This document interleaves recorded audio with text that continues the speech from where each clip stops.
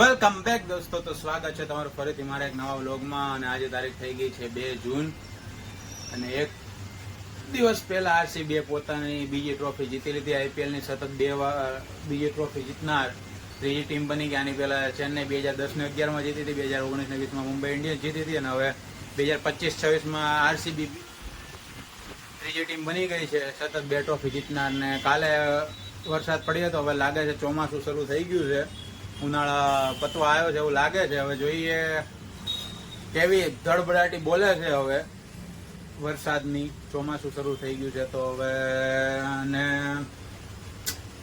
ઘણી બધી વાતો છે તમને દોસ્તો કહેવાની, પણ અત્યારે સમય નથી. સમય આવે બધું જણાવવામાં આવશે તમને. ઘણી દિલની વાતો છે, હવે ઘણી આજુબાજુની વાતો છે, પણ હવે સમય આવે તમને જણાવી દે. અને બ્લોગ માટે માઇક લેવાનો પ્લાન કરીએ છીએ. હવે પૈસા આવે ને તો હમણાં માઇકનો ખર્ચો કરી નાખવાનો થાય છે આપણે. તો હવે જોઈએ. તો દોસ્તો બન્યા રહેજો મારા નવા બ્લોગમાં. જય શ્રી રામ, હર હર મહાદેવ. તો દોસ્તો મેઘરાજાનું આગમન થઈ ચૂક્યું છે,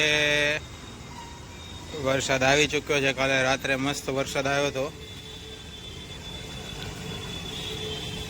તો હવે ચોમાસું શરૂ થઈ ગયું એવું લાગે છે. તો મારો કાળુ જઈ રહ્યો છે મેડમના ઘરે કપડું મૂકવા માટે. એક હોસ્પિટલની ગાદી બનાવે એનું કાળું કપડું અને પીળું કપડું બે મૂકવા જાય છે મેડમની ઘરે. અને બીગો થઈ ગઈ છે અત્યારે, બેટરી સરખી થઈને. હવે જોઈએ બેટરી બરાબર ચાલે છે કે નહીં. અને નીકળી ગયો છે વેસુ મનોજભાઈનું કામ પતાવવા માટે. તો મારો કાળું નીકળે છે, જોવો તમે. કાળું મારા ચશ્મા પહેરીને નીકળે છે હવે મસ્ત. તો મિત્રો ઘનશ્યામ સેઠ આવી રહ્યા છે રિટર્ન સુરત. સોફાનો કારીગર અમારો પાછો આવી રહ્યો છે. ઘનશ્યામ સેઠ આવી રહ્યા છે પાછા સુરતમાં. ટ્રેનમાં બેસી ચુક્યા છે. બીચ સફર મેં કहीं છે ડોય બોલે તો ડોય. ફુવાવાનું શાક, દહીં, દાળ ભાત, ભાજી, રોટલી, મમરાન ચેવડો અને બીજી ભાજી હો રોનકા.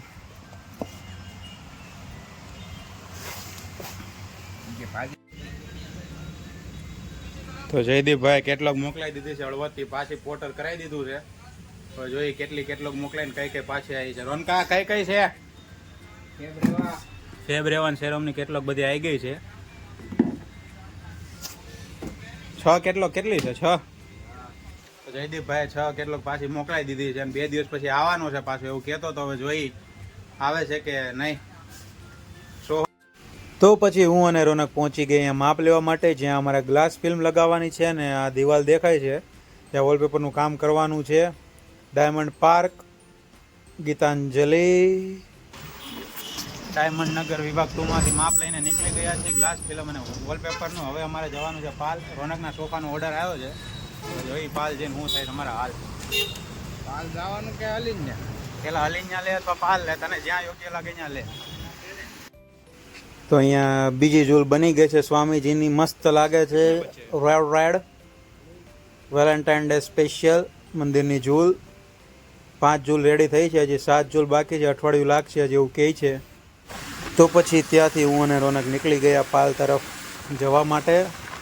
સુરત દાદા માથે છે.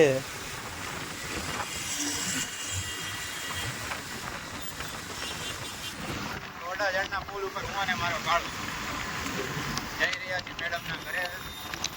લોકો કેમ આવશે દેખાડવા માટે સ્પેશિયલ.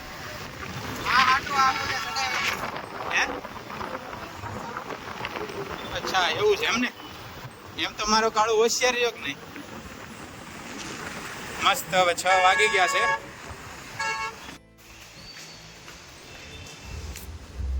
તો પહોંચી ગયા છીએ સંગીની ઓરામાં સોફા વિશે સમજાવવા માટે. રોનક સમજાવશે. ડૉક્ટર સાહેબને ત્યાં પહોંચી ગયા છીએ. રોનક સમજાવવાનો જ આજે સોફા વિશે જ્ઞાન આપશે આજે મેડમને. હવે જોઈએ સંગીની ઓરા.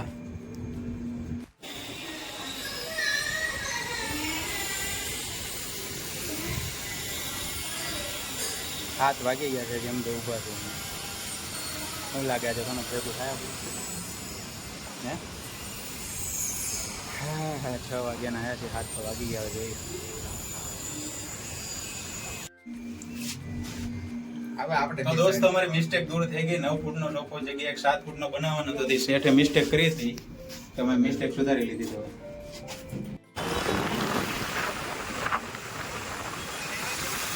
ના હો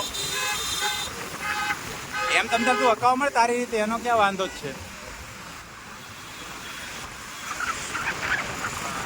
કાલે બાદલ જલ્દી છાએંગે 7:30 વાગે ઊન માર કાળું જઈ રહ્યા છે ઓફિસે. 9 ફૂટના સોફાની 7 ફૂટની સોફાની નાળ મારી છે. હવે જોઈ ત્યાં ઓફિસે જઈને હું ખાઈશ. તો દોસ્તો આજના જમવામાં હતી 5 રોટલી, પાલક પનીર ને થોડું કથાણું. હવેથી ડાયટિંગ ચાલુ કરવાની છે. 90 દિવસમાં વજન ઘટાડવાનું છે. તો જોઈએ કેટલો વજન ઘટે છે.